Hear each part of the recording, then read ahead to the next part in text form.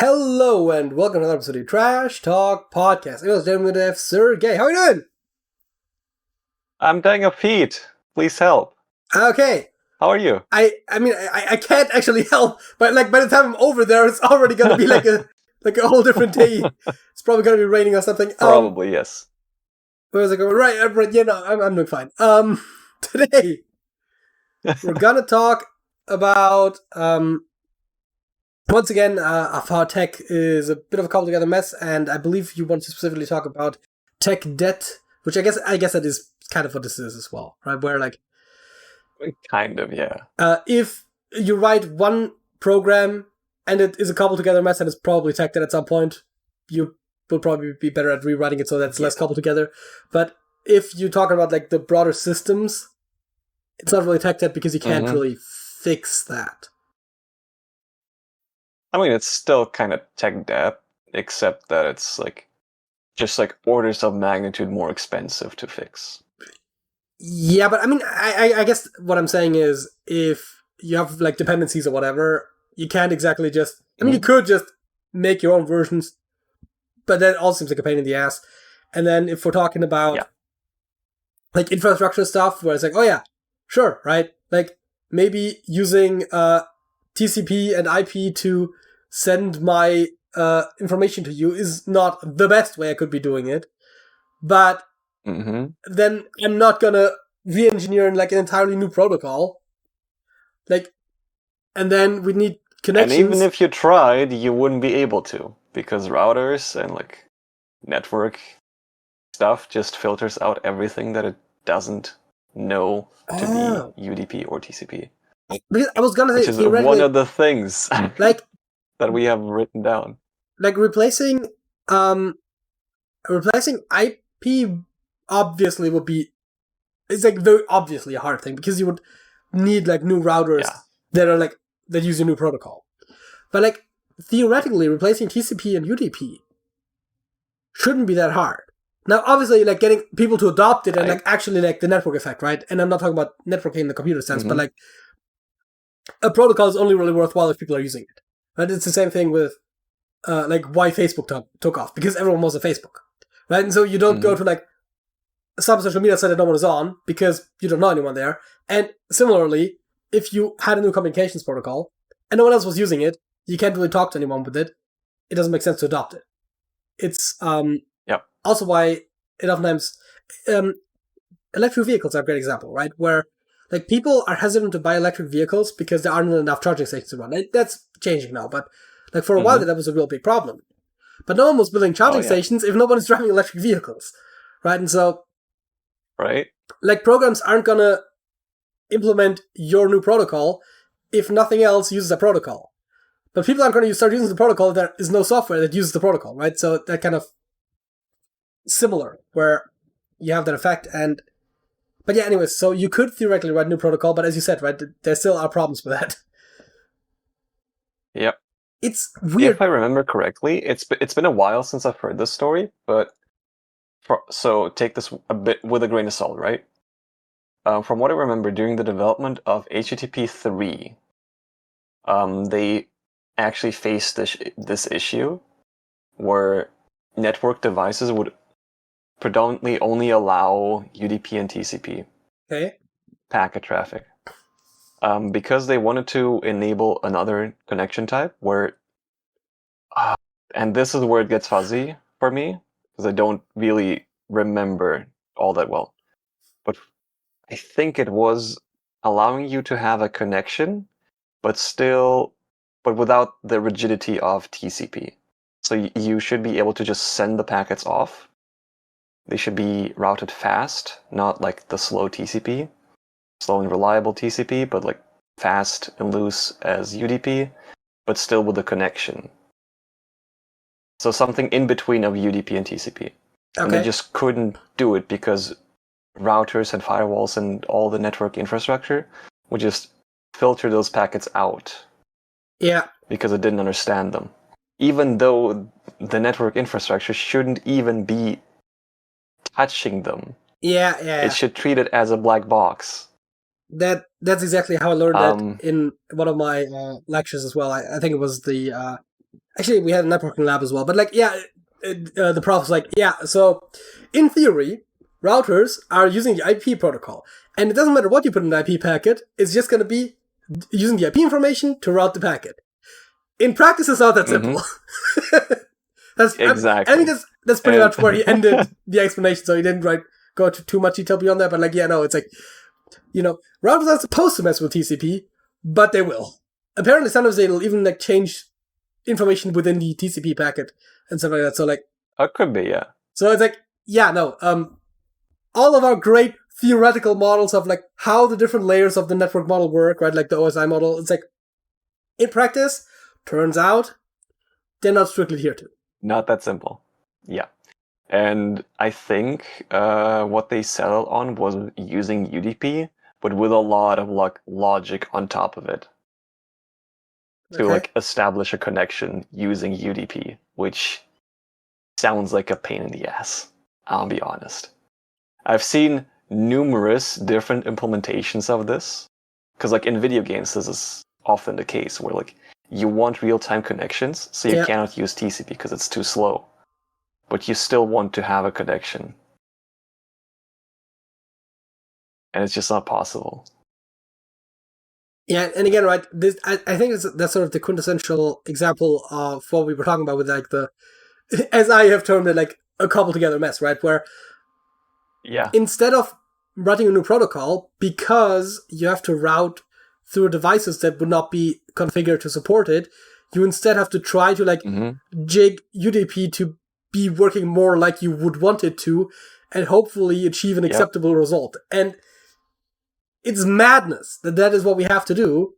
But also, it's obviously impractical to try to like replace every single internet-connected device to support a new protocol. Yes. Exactly. And like everybody, and instead of like everybody agreeing on like one way to make UDP fit this use case, everybody just re-implements it. Yeah. And then, someone comes along and they think they're really smart and they see all of these standards and like, you know what? I'm going to create a standard to unify all of these different methods. And obviously, as we all know, the result being just one more standard. There is an XKCD. I'm not going to try to find it right now. I think last time we did this topic, we already pulled up an XKCD. So, yeah. Anyways. I think it's one of the early ones. I mean, yeah, I could just Google XKCD standards and it would probably come up. 927. XKCD standards. I love how you know the name, right? I mean, I knew it too. It's the obvious name for it to have. So how does proliferate the situation? There are 14 competing standards. 14, ridiculous. We need to develop a universal standard that covers everyone's use case. Yeah, situation there are 15 competing standards. And then it says, fortunately, the charging one has been solved by now. Okay, yeah. Okay, yeah, fair enough. Fortunately, the charging one has been solved now. That we've all standardized on mini USB. Or is it micro USB? Yeah. I think mini USB. But luckily, we would now all standardize on USB-C. Yeah, I think mini USB is micro B technically, and micro USB is micro A. Technically. Could be. But now we use C. Although actually that's not true. I still use micro USB. Like every. Yeah. Some of my devices still use that one as well. No, like it's like I have multiple portable devices, right? And they either charge with their own proprietary charging cord or with micro USB. Yeah. I don't have a single USB-C device. I do have one USB-C device, and I have at least 2 portable devices that still use micro USB. I'm assuming so. Fuck, I forgot. Yeah, the standard one. That one. Yeah. Because my phone, my e-reader, and my tablet all use micro USB. Yeah. And then I have my laptop just uses regular, like an old school. I forgot the e-reader. Yes, I have 2 portable devices that use USB-C. Oh, I forgot the e-reader. fancy. Oh. Like, even that, and like, the EU is doing good stuff with, like, at least, like, making it so that USB-C now is a standard, and so Lightning stops being used because that was stupid. But, oh god, I do remember, like, the old phone situation, though, where, like, every company had its own charger, and then sometimes they would update it as well, so it's not even that if you had a phone from the same company, you could guarantee that it's the same charger. We still have an entire drawer full of, like, old mobile phones and chargers. So yeah, that's... We did one as well, and then we moved, and luckily during the move, we just threw them out. Yeah, it turns out it was worth it. Very much no use for them. Although I still gotta see about getting the vendor lockout, but I did technically pick out one of those old phones, and I want to use an old Nokia. Not that one, but similar model. Because I don't use smartphone features on my technically ever so barely a smartphone phone anyways. So I was like, you know what? Let's just go full old school with this. Especially because my phone doesn't recognize the SIM anymore. No, it does recognize the SIM. It doesn't get a phone signal anymore. That's the problem. So that's it's probably the antenna, but it might wait.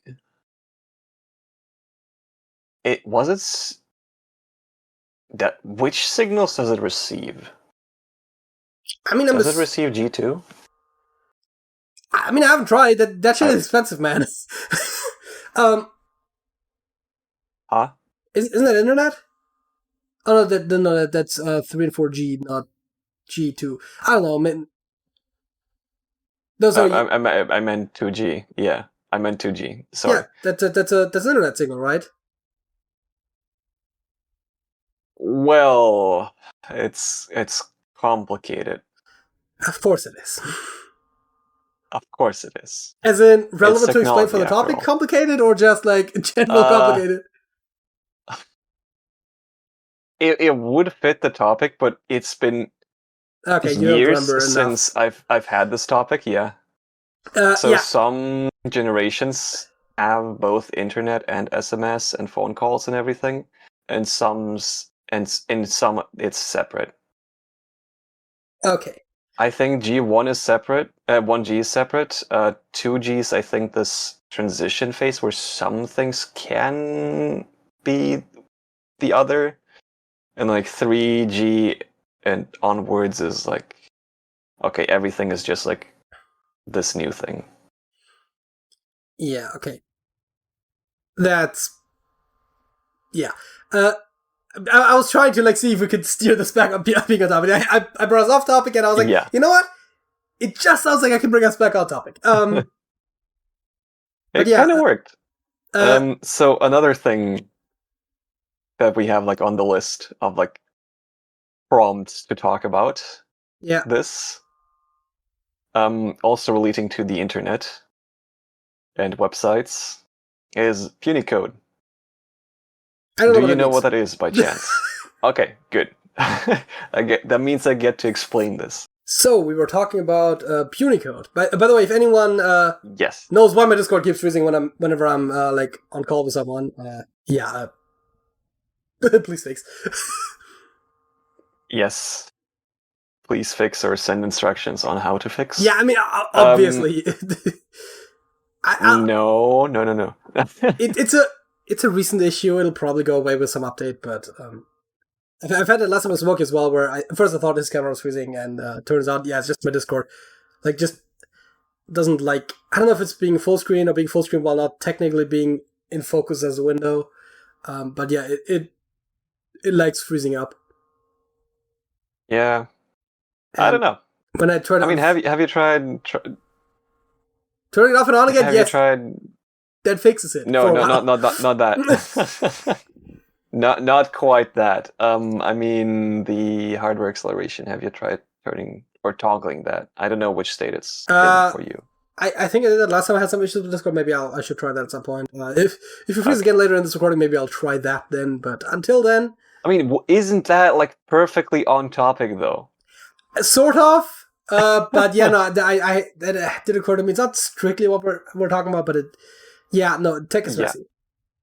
And the worst part is, this is a new problem, right? It used to work. Mm-hmm. But yeah, back to the puny code. You said you didn't know what that is? That is correct.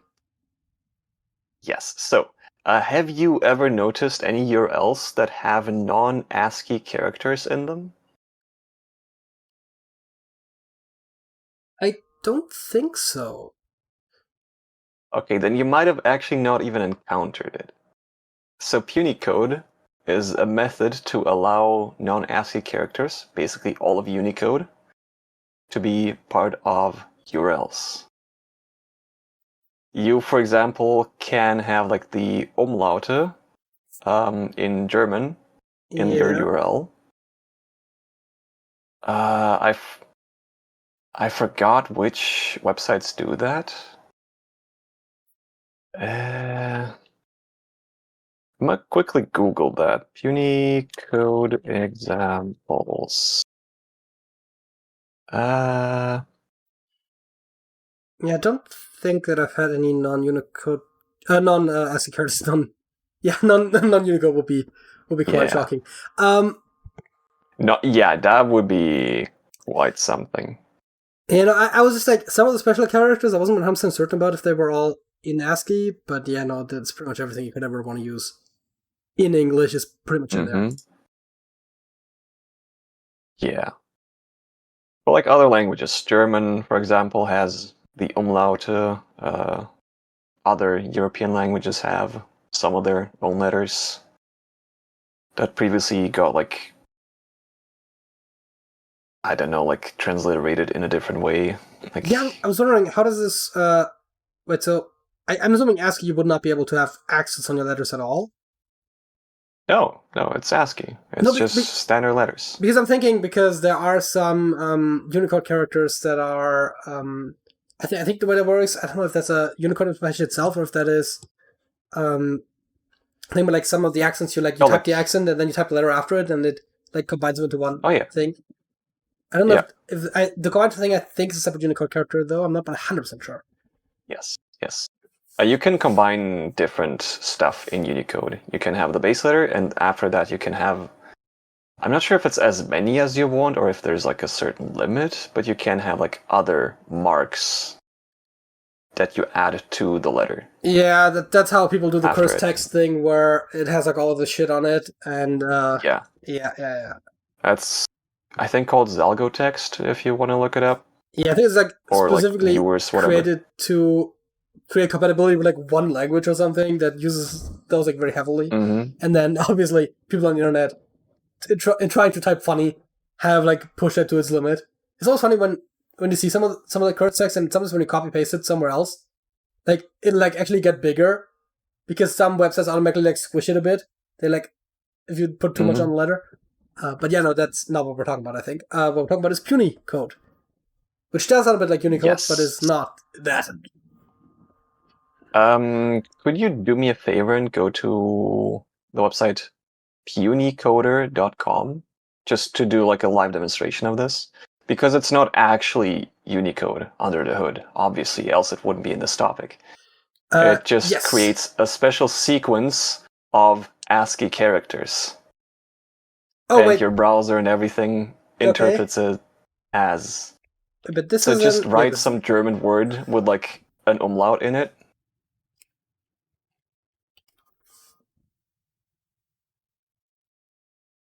That is atrocious. Yes.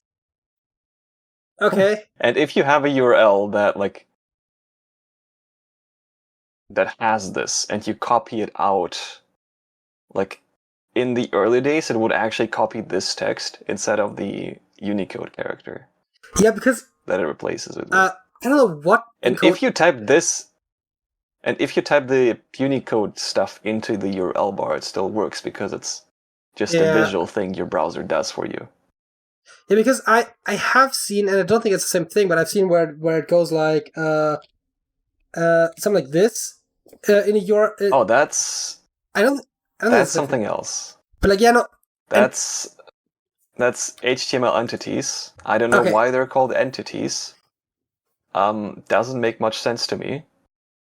Those are used to safely show characters on a web page without them having the chance to influence any code or structure.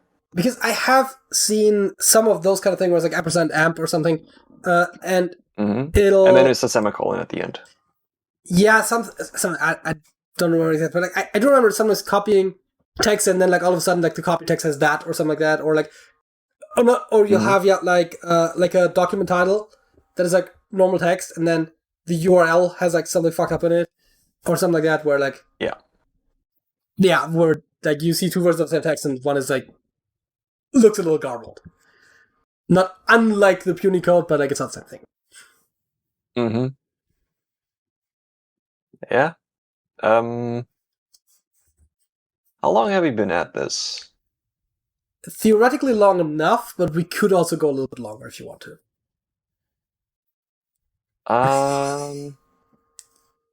That's Should we? I guess it's a short one. Like we'll throw it in. IPv6. Oh shit. It's I pressed the spacebar. Deleted it from the notes. Yeah. Go ahead. IPv6. Yeah. IPv6. The new version of IP. Whatever happened to IPv5 We've talked about anyways? it briefly before. Honestly, right? I've never heard of IPv5. I never looked it up either. What happened there? IPv5. What happened there? One of us will be talking to the audience while the other one is Googling it. Of course, right. The first thing comes up when you type IPv5 is like, what happened to IPv5? Yep.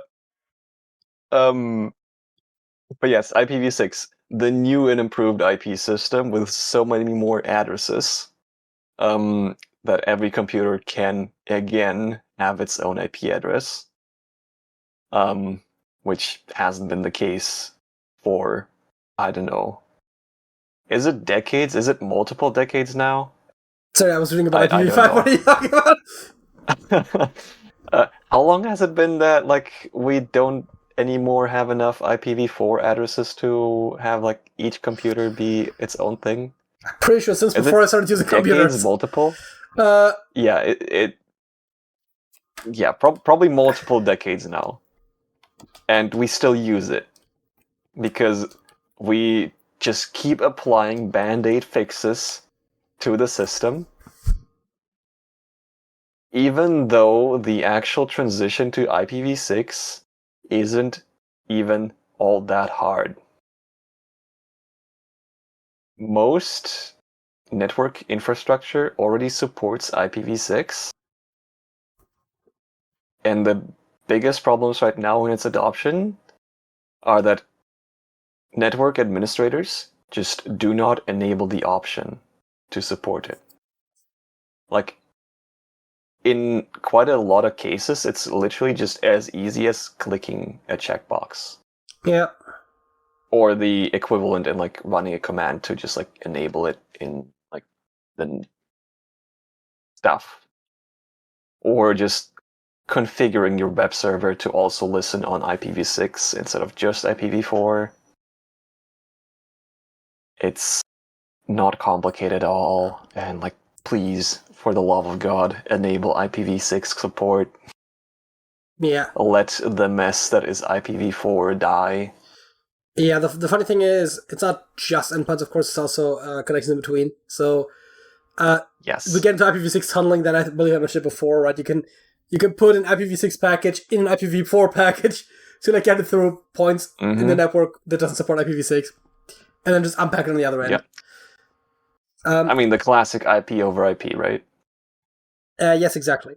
Apparently, the last unreserved block of IPv4 addresses was given out in 2011. Ah, Which is more recent than I thought. yeah. So decade, singular. All right. Yeah. I thought it was. Me too. I would have thought it was at least Yeah. at least 20-ish years. Yeah. So that. Mm-hmm.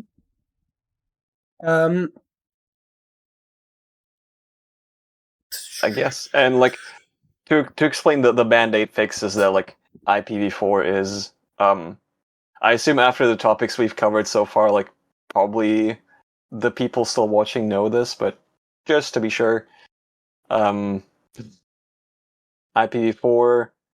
also initially intended to have every computer have its own IP. Doesn't work anymore because we don't have enough addresses anymore. So what we started to do was, okay, each home has its own IP address, and inside the home, the router gives out new internal IP addresses to the devices, like your computer, your smartphone, your smart TV, your smart fridge, your smart light bulb, whatever. All have their own internal IP address that is not unique around the world, but unique inside your home.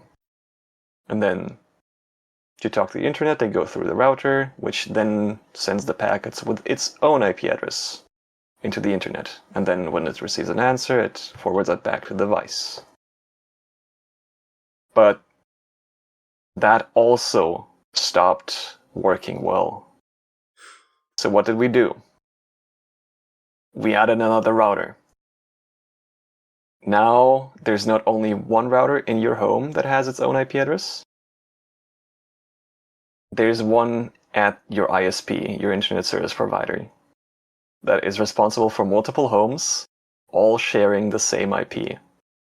And it does the same thing as your home router does.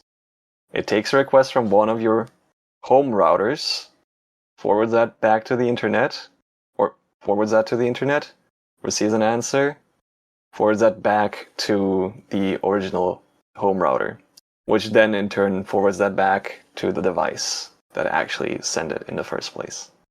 So what you're saying is IPv4 isn't actually exhausted, and we could just add more layers of routers to it, and it would just all work fine. We could! And I fear that in 20 years, we'll still be doing this. Because nobody wants to upgrade to IPv6. IPv6 is great. The thing with IPv6 is that while the addresses are much less human readable, they are technically, I guess they're technically still just a string of numbers, but yeah. Or I think usually hex encoded, but where IPv4 is usually given in decimal.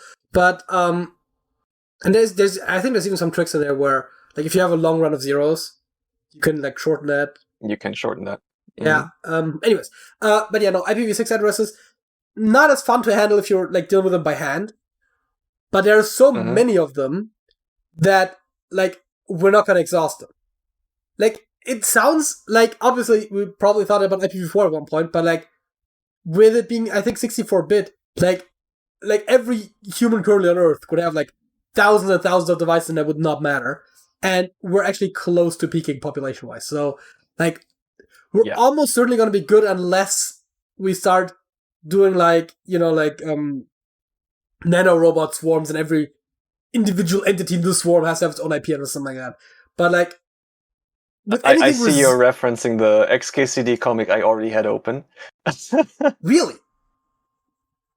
865. 865.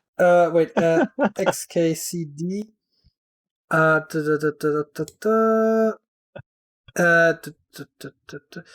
865, you said? Nanobots.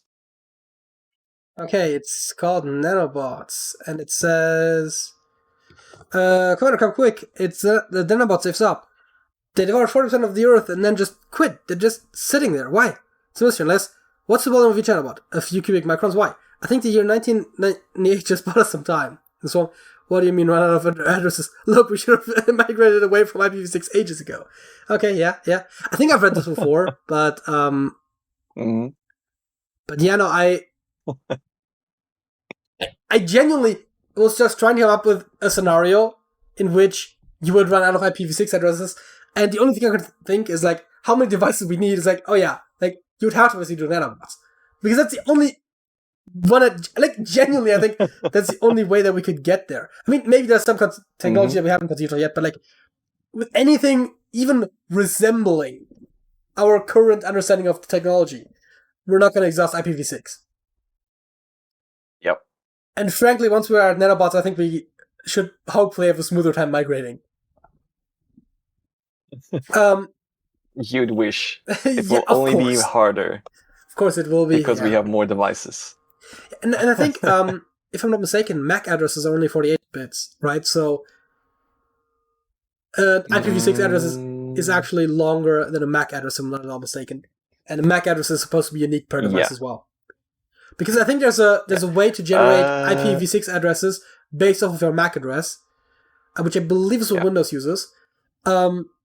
So if you look at the alt text, I believe a MAC address is 64 bits and a IPv6 is 128.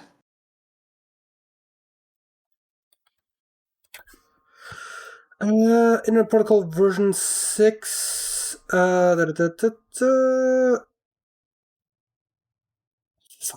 almost a thing where like. Oh no, MAC address is 48-bit. Never mind. Okay, an IPv6 address. You were right. Yeah. Is 128 though. So that was the part. I thought it was 48. Yeah. I was pretty sure about that because I remembered it being like not a number I would have picked because it's not like a clean power of 2. I'm like, huh? But yeah, no, MAC addresses are supposed to be unique, although I'm not 100% sure like how that's working out, but it should theoretically work. And so, if IPv6 has even more space than that, it's like, yeah. Again, I think Windows pads your MAC address to make your IPv6 address, and I believe Linux just randomly rolls one.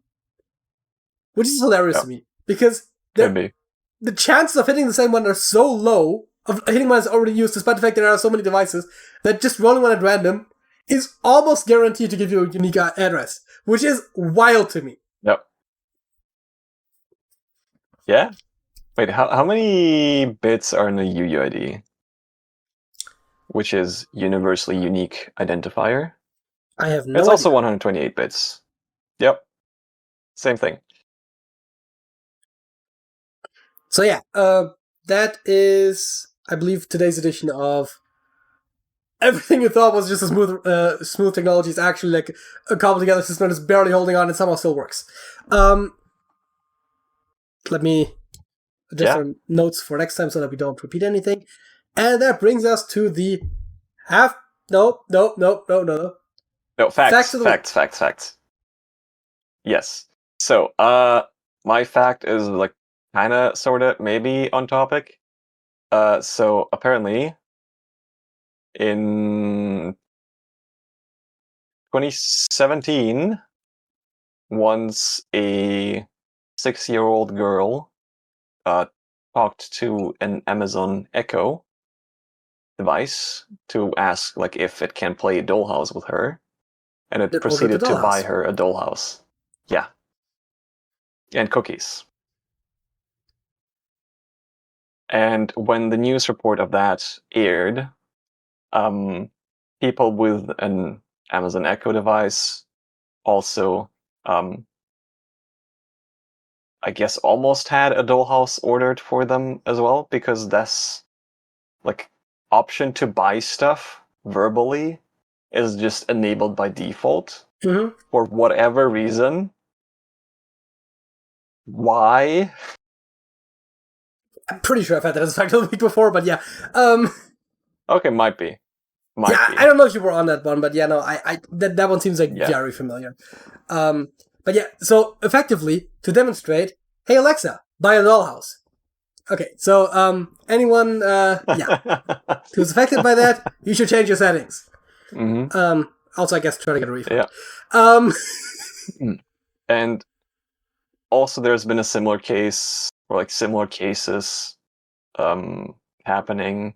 One of them being like a commercial that had like that demonstrated an Xbox's ability to like start a game, and every time the commercial aired, people with an Xbox had their Xbox start up and boot into Titanfall.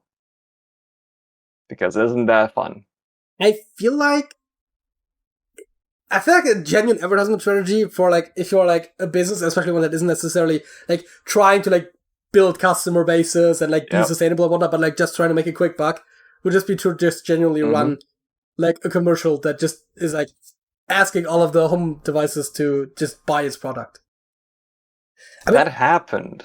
I believe there was a lawsuit with that, obviously. I mean, it's free speech? Yeah. Right? Right? I mean, free speech only means that the government may not remember something happening like this. I remember something happening. I mean, it sounds like too obvious of an exploit not to be, which now makes me think of the XKCD where the guy's like, and the clever exploit you just thought of is called insurance fraud. Right. Yep. But yeah. My fact of the week is about an Australian pathologist named Richard Scollier. I'm just going to go with Scollier. And he actually... great, the page is loaded. Okay. Where was I? Oh, fuck. See, that's the problem. You lose where you were scrolling. He was primarily working in the field of melanoma, which I believe is also a type of cancer. And also I believe he dealt with skin cancer as well. I don't know if that's the same thing. And so he came up with immunotherapy where it activates your immune system to try to fight the cancer. And that was very successful. And then he collapsed on a trip, and it turns out he had a brain tumor. And so he did the obvious thing, and he modified his immunotherapy treatment to treat his own brain tumor. It's obviously a bit of a risky thing to do. His tumor's gone, and apparently the average remission time, I believe, is 6 months, which he has passed now. And it seems like it's all going fine. Now, again, not without risk. Don't do this at home. Yeah. That's cool. He was named Australian of the Year 2024. Alongside Georgina and Long, but I believe that's... who also worked on that, I believe. Co-medical director of the Melanoma Institute Australia, which is where he also works, I believe. He was already appointed an Officer of the Order of Australia previously for his distinguished service in medicine, particularly in the field of melanoma and skin cancer. So that was before he cured his own brain tumor. So yeah, that's...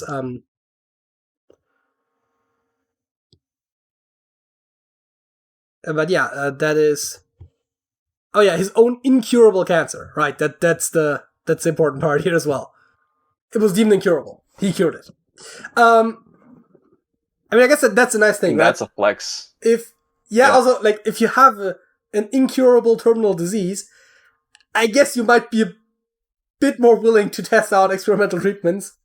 Yeah. Because, like, what's the worst that could happen? So yeah, that was my fact of the week. Not as coherently presented as I was planning to, but, that's just how it goes. So, as our halftime show, we're trying out something new. It's called Connections. It's on the New York Times website. And this reminds me a lot of the British game show Only Connect, where they also have a connection wall where you have to... So there are 16 words here, as you can see, and we have to connect them into 4 groups of 4 each. And we have 4 mistakes that we can make. What? Schmaltz. Oh, yeah. Bottom left. I guess there just isn't an English word for that specifically. I mean, it's a type of grease. I don't see why. Hey, listen, right? Blame the New York Times. I don't have anything to do with this. Right?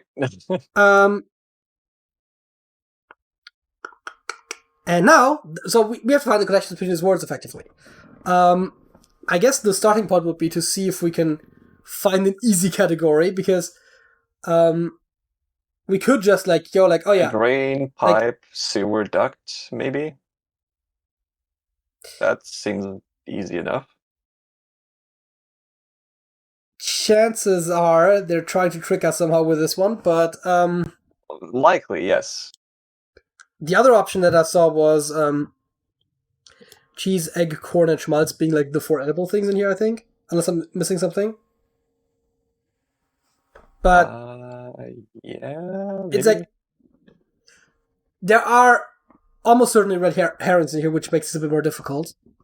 Obviously, the red herring being an old hunting tradition to confuse the guide dogs. Okay, so do you want to try sewer, duct, pipe, and drain? Yes, yeah. Submit. If it works, it works. If not, it works. Conduit's water removal, yeah. Okay. Okay.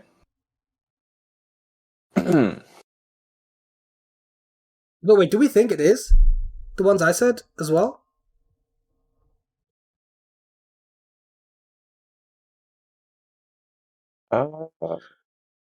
Because it seems like it could be a group of 4, because they're only for edible ones, and I don't think any of the other ones are edible, that is. Yeah. One away, it says. So that means one of these does not belong in this category.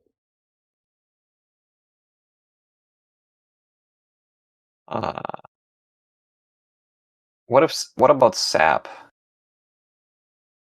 Yeah, that comes from trees. I don't think it's kind of edible. Also, it would appear that my face is frozen again on your end. Okay, yeah, we're not gonna fix that right now. We're gonna finish the game and then we'll see about that. Yep. That works for me. As long as you can still see what I'm doing here on your end. I do notice that schmaltz again. That's grease, right? So we have 3 animal products, and corn would be the odd one out in that perspective. But I also don't see another one that obviously goes with it. I mean, I have a kind of dumb one. Probably not the case, but we could go for it if we're out of other options. Schmaltz, C, smile, and sap all start with an S. Yeah. Except that you also have sewer in the ones we had. Which could be the red herring. Make it a group of 5. I mean, again, just because something can be in the group I don't think it means it has to be. And we're back from a Discord crashing. This is really fun. So do we want to try the 4 S's? I'm not sure.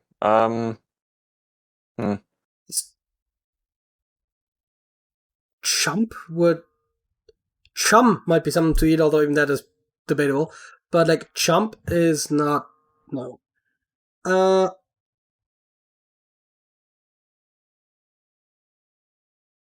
kind of thrown off by smile.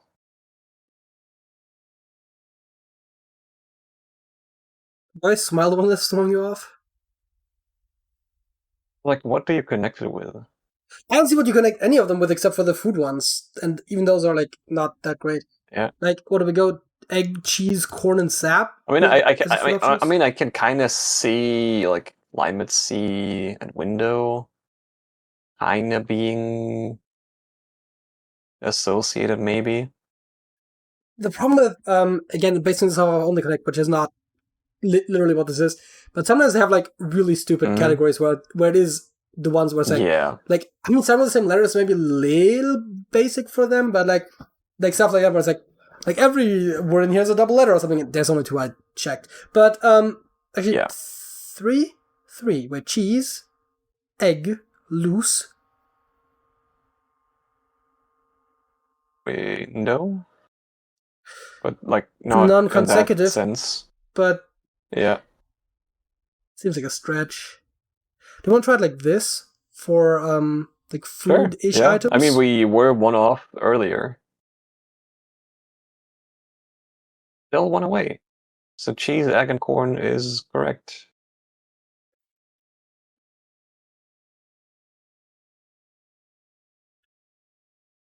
Cheese, egg, and corn. Is it? I mean, how? It could be knuckles, something you can eat. Right? Like eating knuckles, like you get punched in the face. I think that might work as a turn of phrase. Yeah, that could work. Yeah. Because again, something that they will do a lot and only connect is like something you can X and then like it's not necessarily always a literal meaning, or words that you could put X in front of or something like that, right? So like that. Yeah, that works. What? Didn't even say one off this time, did it? Ah. But I mean, it would have to be one off, right? Because you can't have 3 of the same group and 3 of another group and have those overlap by 3. That doesn't work. Yeah. Because we had a total of 6 and 2 of those were, they were, that.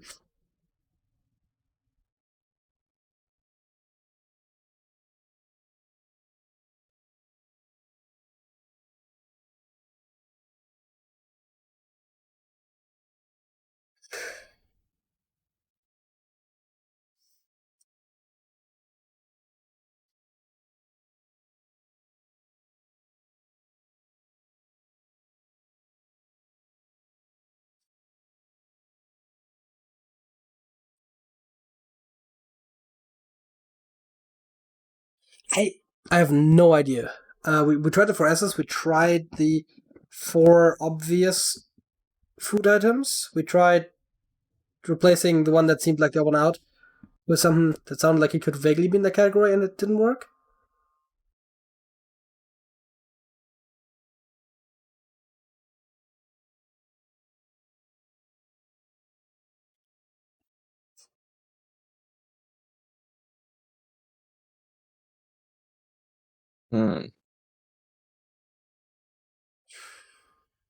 Wait.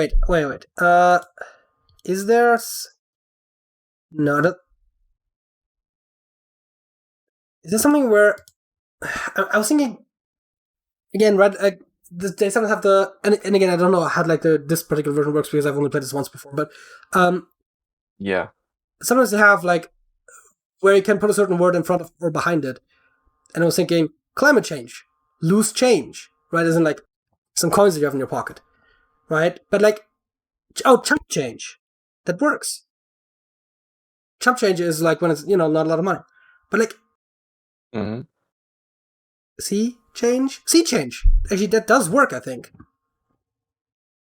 What is sea change? Like like a changing of the times. There's like a sea change happening. Oh, okay.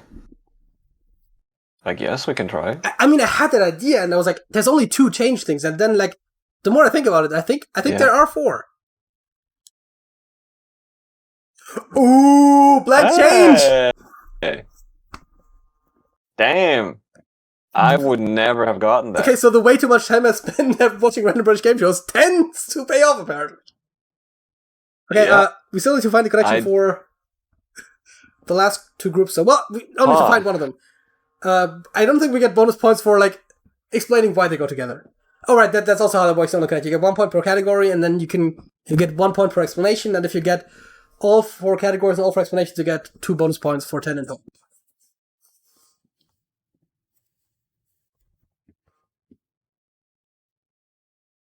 I mean, we had what? Egg, cheese, and corn as 1. Yeah. And we tried everything except smile and window as the 4th one. Because there are 3 wrong guesses all of all those 3. I don't understand. What? Okay, maybe Schmaltz, Knuckles, Sap, and what?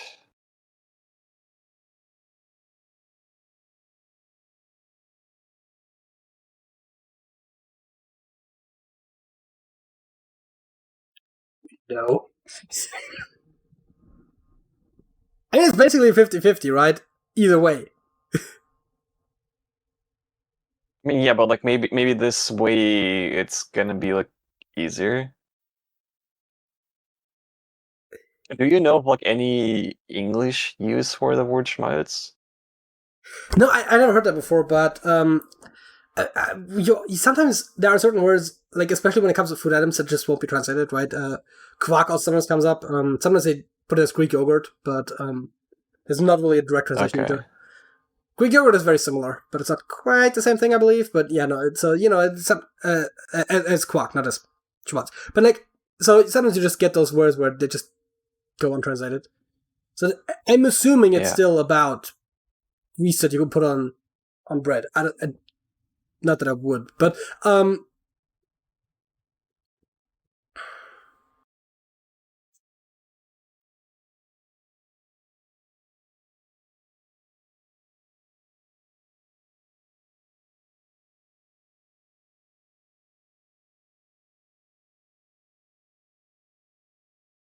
I don't know. This is as best it gets to the lab, I think. Yeah.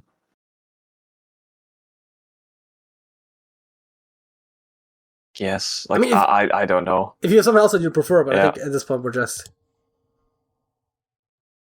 Nope, it was smile. Cheese, corn... Oh, wait, so... Wait, cheese, corn, sap, and schmaltz. So, egg was not in this category. Ah? Food products associated with sentimentality. That's good. Wait, how did we get one off 2 times then? What? Yeah, because the one off with oh yeah, no, because egg was the wrong one. So we had sap and schmaltz both in there. That's why they were both one off. Because we had cheese corn sap and cheese corn schmaltz. And that's also why when we tried cheese corn egg knuckles, it was not one off. We should have picked up on that. We should have picked up on that. That when it was twice once off and once not, that meant that the two that were different were both in, and 2 of the ones that were the same were in. I didn't consider that possibility, honestly. Yeah. I'll just blame it on the fact that it's late. That's probably not it, but I'll just say that's it. Things to crack. Yeah. See, that's the kind of logic I was trying to go for earlier. Yeah. With the things to eat. I'm not sure if eating knuckles is an actual expression, but I feel like I've heard it before. But yeah, no, cracking a smile, cracking your knuckles. I don't think I've heard cracking a smile. Cracking a window, cracking an egg, yeah. Like the others make sense, but cracking a smile does not for me. No, just to crack a smile literally just means to smile. I mean, yeah, I understand that now, but like I don't think I've heard the expression. I've heard it before, and maybe if you had said, "Oh, you can crack an egg, crack a window, crack knuckles," then I would have found smile. But yeah, probably. Schmaltz. Sentimentality is it's interesting because schmaltzig is like a thing you say in German. I don't think I've heard it in English. Now there is a chance that it's actually Yiddish because that does sometimes find its way into English, and that is obviously close to German. But yeah, I mean, sap, corn, cheese, yeah, that.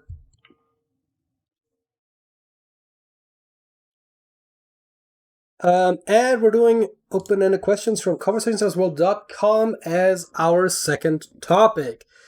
Starting with just a very simple, breezy question. What are some of the limitations of capitalism?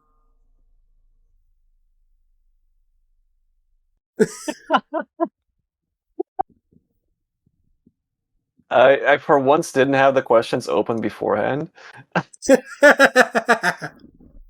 So this hits even better. What a great conversation starter. Yep. I mean, to be fair, the website is called conversationsworld.com, but this is not the conversation status category, it's the open-ended questions category. Yeah. And it sure is an open-ended question. True. I was gonna say this is a question for you since you're from Soviet Russia, but you're not that old, are you? Yeah. I mean, I guess it just supports greed too much. You can just outgrow whatever if you're just like rude enough. Yeah, I guess. Yeah, I might have worded that differently, but yeah, no, that's basically the idea, right? Where the incentive as built into the system is always money. So that limits it when when a goal that you should pursue is distinct from money and like sometimes opposing it, right? So like if the easiest way to make money is to destroy the environment, then why not destroy the environment? After all, it makes you money, right? And so exactly, right? You can steer that with incentive programs from governments and like incentives and taxes, but it's very difficult to try to steer a capitalist system in such big things, right? And so regulations and incentives can be helpful, but it's still very hard to respond. Also, and I don't think that's necessarily inherently part of capitalism, but definitely as it is used these days, is like a lack of long-term planning, where there's like the shareholder capitalism aspect, where like your quarterly earnings are like the most important thing, right? And your stock value, and so you fire people because that reduces your expenses, which looks good on your quarterly earnings report, and that makes your stock go up. But it doesn't help grow the company, right? Because growing the company, you'd want to hire more people. Now, obviously, there's a limit to how many people you can hire realistically, because there's like a certain niche you try to fill, and there's limited space. But like companies constantly letting go people or like canceling projects as tax write-offs and stuff is like, okay, maybe in the short term this makes you more money, but surely in the long term you'd want to build a business that can grow and sustain itself. And so I feel like a lot of even like the capitalist incentives from a long-term standpoint go against the current like shareholder capitalism kind of incentives there. So that's not an inherent capitalist problem, but it is. I guess you could look at it this way, where companies that prioritize short-term profit outcompete companies that prioritize long-term profit in the short term, and if the companies that prioritize long-term are outcompeted, then maybe they lose their markets. So that could be somewhat an inherent problem. But I think the big one is just so the incentives are never like to protect the planet, to treat people well. It's always just I guess an example of that, like an actual practical example of that, is like selling stuff for less than it is than it costs to produce it. So you just do that for long enough, and like the small companies just cannot compete anymore because you just like take over the market share because yours is cheaper. Yeah. And then once they're gone because they couldn't compete, you just jack up the prices. Yeah, and that's sort of what Amazon's doing, but apparently until you higher the prices, you apparently can't do anything against it. So supposedly it's not an anti-competitive practice to undercut the prices itself, only if you use that to destroy the competition and then raise the prices afterwards, which is, I believe, how Amazon's getting away with that. But that is... Yeah. No, great. Yeah, I think we're probably talking about capitalism enough. What would the best amusement park in the world look like? Honestly, I'm probably the worst person to ask this, because I'm not a big fan of amusement parks. Yeah. For me, it would likely just look like a giant playground. Just an area, not necessarily like stuff. Yeah, I used to quite like Legoland as a kid. And it's a kind of a cool place, but I think the last time I was there, and I barely remember at this point, but like I do remember being a little disappointed, right? Because like I was excited to go there because it was very exciting to have been there previously, and I just remembered this is not quite as good as I remember it being. It's like that's just getting old, right? And I was probably like 12 or something, and like it's not like, but like you just kind of, I feel like you grow out of some of those things. And another thing that I've noticed since then, although that's maybe not as much direct observation because I don't go to amusement parks that much either anymore, but like kind of weird, right? You pay to go there, and then it feels like they want to just sell you more and more stuff once you're there, right? Like they sell you merch. Like the restaurants in there are all like terribly expensive, and it's kind of wild to me. So I guess that's capitalism again. No, but I guess so. The first thing would be like a perfect amusement park would be all inclusive, right? Like you pay your entry fee, and then, sure, right? Like maybe if they sell food, like selling it at the same rate as like a regular restaurant or whatever, like fine, right? I get that, like you don't want to have a ticket price to where you can have an all-you-can-eat buffet for everyone because like they might unbalance it or something. But like, reasonable market rates, not like, oh, we have a monopoly inside of this. But as long as we're inside of this area, we have a monopoly on the pricing, and we can just charge whatever we want. I'm not a big fan of rides, roller coasters. I guess rides don't have to be roller coasters, but those are like sort of the quintessential one. Which inherently makes it more difficult, right? I guess something with fun activities. Besides, I mean, again, right? Like, thinking back on Legoland, there was like they had these robots. I believe they're called NXT. Mindstorms, I believe was the overall brand. I don't recall exactly. I still have one of those somewhere, but they're like a thing where you could where you could build a robot and then you'd have to do certain tasks with it, and they had this programming interface which was like basically like dragging blocks together.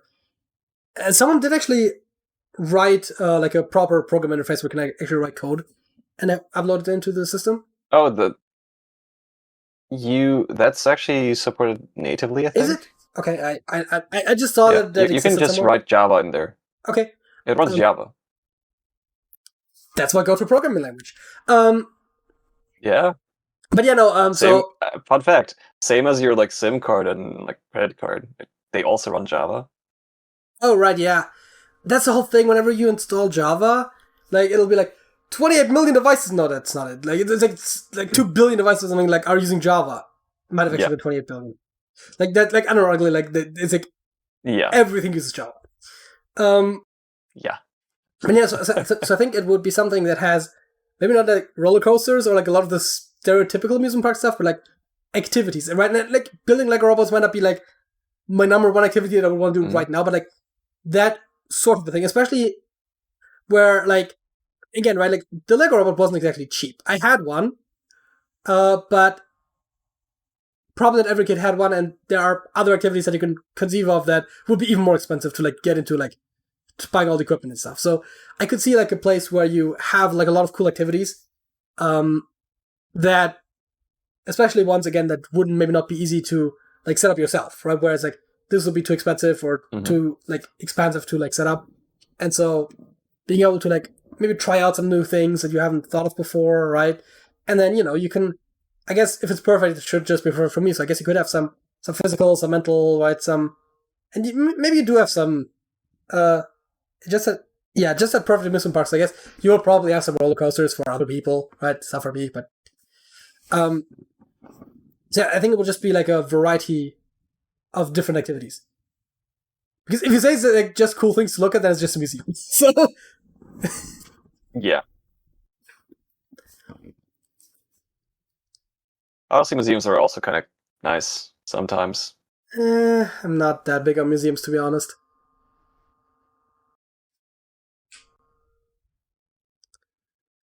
What are some of society's unwritten rules?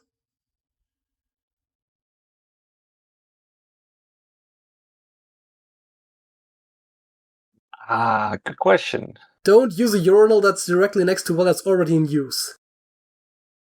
Yeah, just don't do that. You're being weird. Listen, right?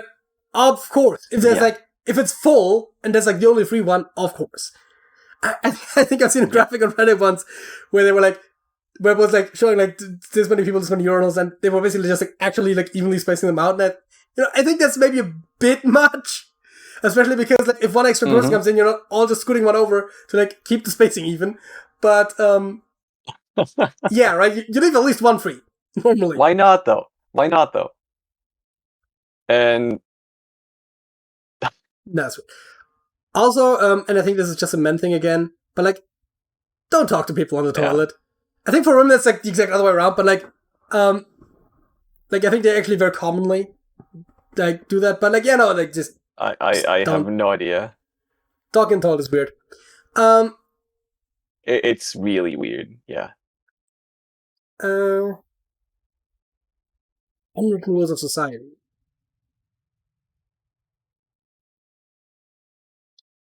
And I feel like most social rules are unwritten in the sense that no one like there aren't laws in that sense, but also a lot of them probably have been documented at some point.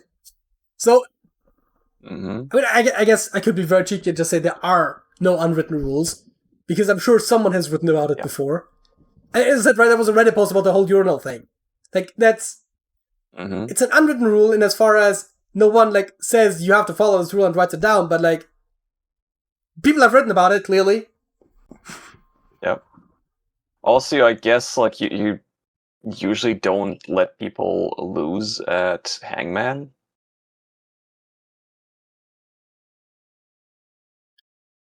Like. Oh right, yeah. Almost always people just start adding like stuff to the drawing. Yeah, just keep adding more extraneous elements to the actual Hangman figure. Yeah. No, I have seen that. I don't know if that's like a universal thing. Like I feel like I've seen it go both ways, but yeah.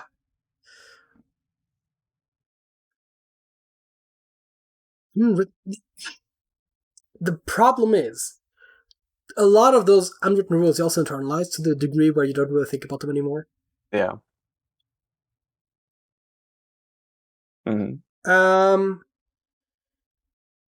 How does your body and mind react to stress?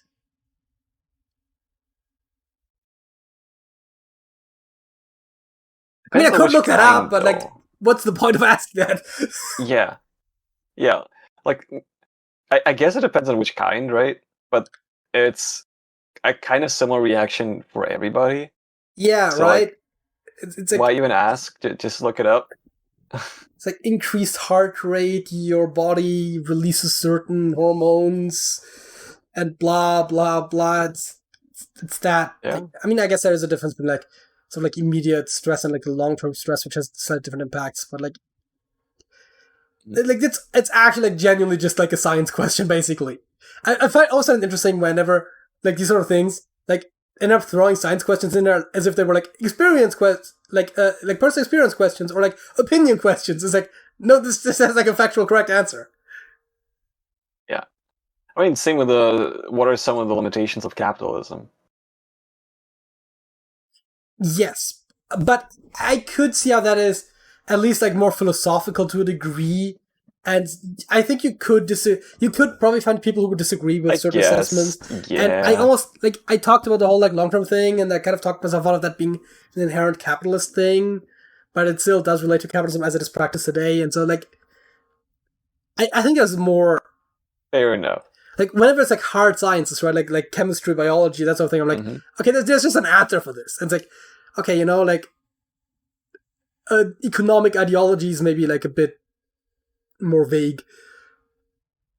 What are your top 3 rules for navigating life? I wish I had even one. Honestly. I mean, I think a lot of it comes down to the idea, and obviously not in the literal sense, but like the whole do unto others as you would have done unto yourself, right? And obviously that's not like, that's not literally a rule to follow because it's actually stupid, but like, like sometimes you have to consider that like other people are human beings too, and you don't know what's going on with them, right? So I think it's that thing where just recognizing that like sometimes people like maybe overreact to a situation not because of the situation or because of you, but just because they got other stuff going on. So like I think that thing where like just remember that like other people are also like complex. That's definitely one of those where like sometimes just like remembering like that. Also, I guess on that note, like kind of far away from the question already, but like also of note, remember that you are human as well. Yeah. Because I feel like lots of people seem to forget that. Yeah. Yeah. No, that's fair. I was trying to think of something else. I thought I almost had it, but yeah, no,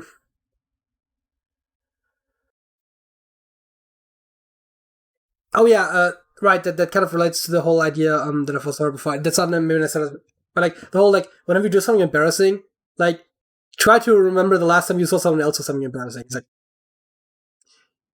like people don't actually think about that. That's honestly not one that's like that relevant to me in my life most of the time, but like it is just that whole like people care much less about you than you'd think. No, well, that sounds bad.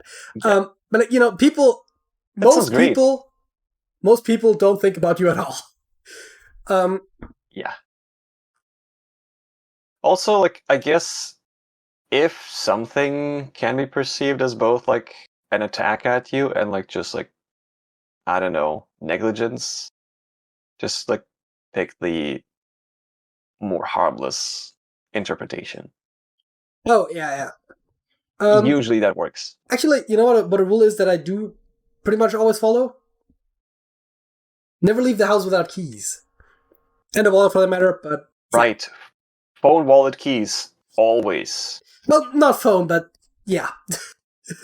Yeah, no, wallet and keys. I mean, I pretty much don't leave the house without. I mean, I technically do, but it's like going into the backyard or something like that. But like, I don't like actually like go out without having my wallet and my keys. Yeah. That's just a good rule. Like, I think the wallet as well. It's like sometimes there might be situations where I don't think you need one, but honestly, you never know. Right.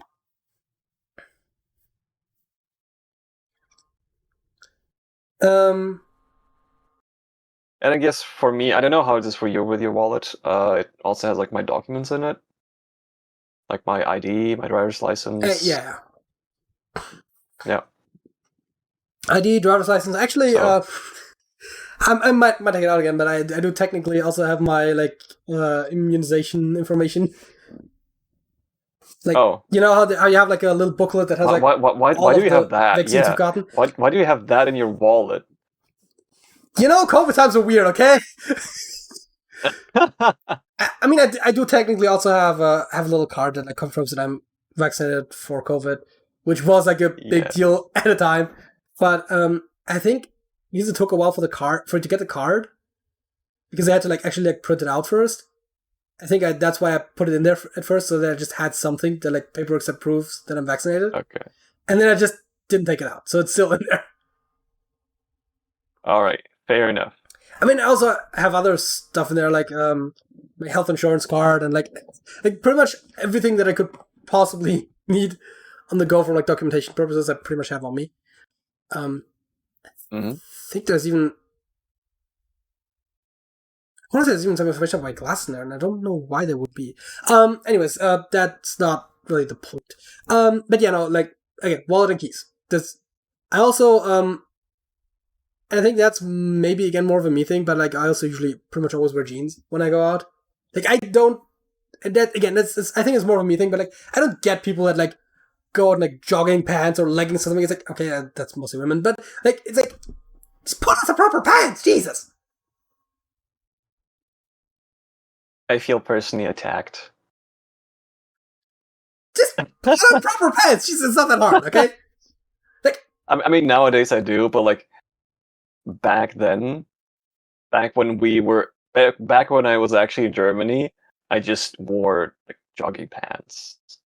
Like, I mean, I wear those. They're like all black. They don't look too jogging pants-y. But I mean, it's also like 100% a Slavic thing. But like the Adidas pants. Fair. But yes. Yeah, no, it's like I think this is like part of it is weirdly enough a generational thing, and I'm technically Gen Z, but like the whole like trend of like wearing leisure wear in like day-to-day life, they never quite And again, right, like that's not necessarily a rule for life that I would recommend other people to necessarily follow. I genuinely don't care all that much what people wear. But like for me, when I go out, I'm wearing a t-shirt and jeans or a sweatshirt and jeans, right? I'm like, I was gonna say presentable, but Do you ever wear shorts? No. I don't actually wear shirts. Haven't in forever. My condolences. Honestly, I don't think it's that much of a big deal. Yeah, no, I get the idea, but I don't know. I actually don't wear short, is it short sleeve pants at all, right? Like, I mean, or anything like that. I guess. Pant legs, short legged, I don't know. So like even around the house, like I'll wear jogging pants around the house, like all the time, right? So, but those are also all long. Mm-hmm. My pajamas all have long pants. I do have tops that are short. I mean, I'm wearing a t-shirt right now.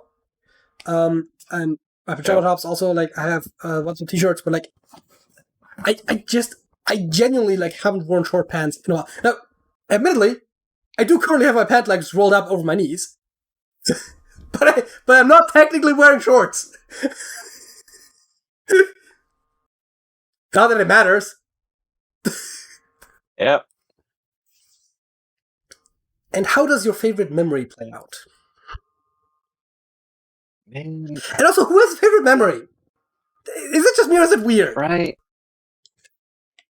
Like all these favorite questions, right?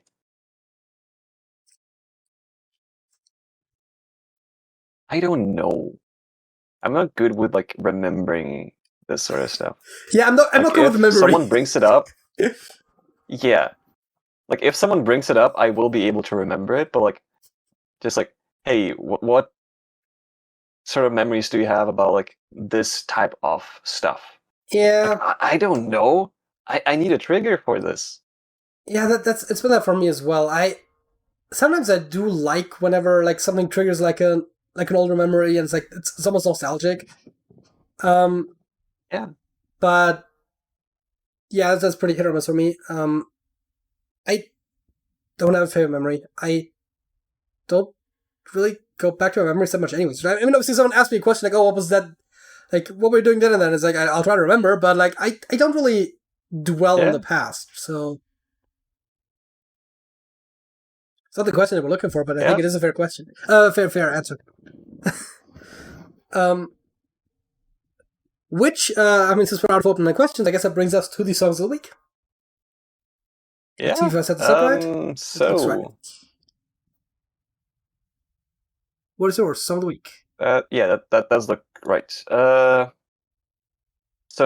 Please, don't judge me, because I'm gonna horribly mispronounce this. It's French, okay? Okay. Vous cherchez chemise by Bennett.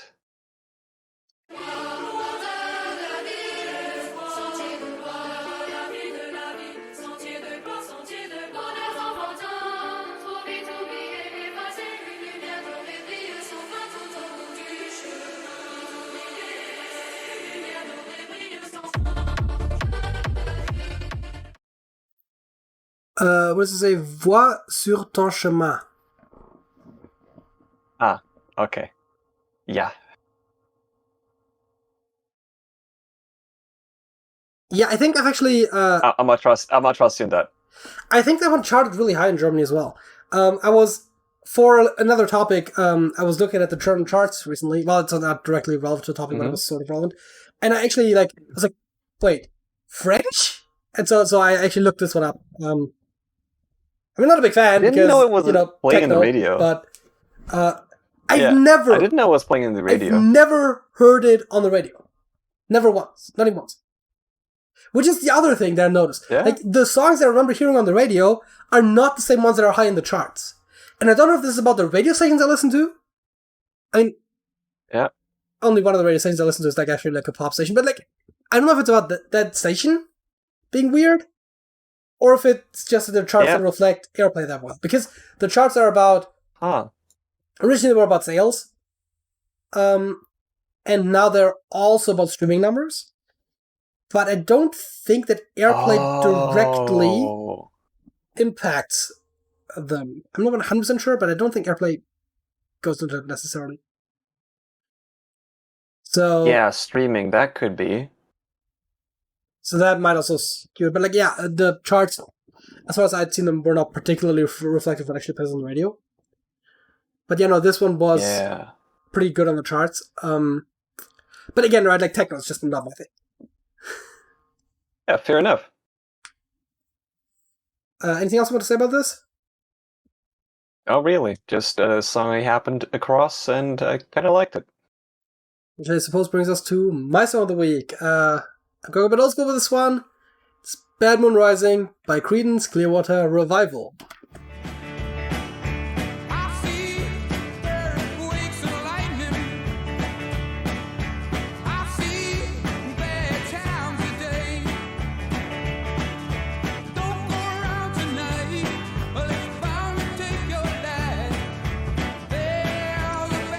There's a bathroom on the right. Yep. That's the one. Yeah, no, I was thinking, right, like, what kind of artists have I not talked about in a while, right? Like, and, I was really feeling like, let's go back to, like, the stuff we used to talk about a lot back in the day, but then somehow, like, we haven't talked about it a lot recently, and CCR was like, oh my god, right? Like, that, I was looking through some of the artists that I had on my computer, and it's like, CCR, right? Like, we talked about them a lot back in the day, but like, CCR hasn't come up as a song of the week in forever. And I think Bad Moon Rising might be my favorite CCR song. And so, yeah, that's that. Yeah. Which I believe... Never mind. Yep.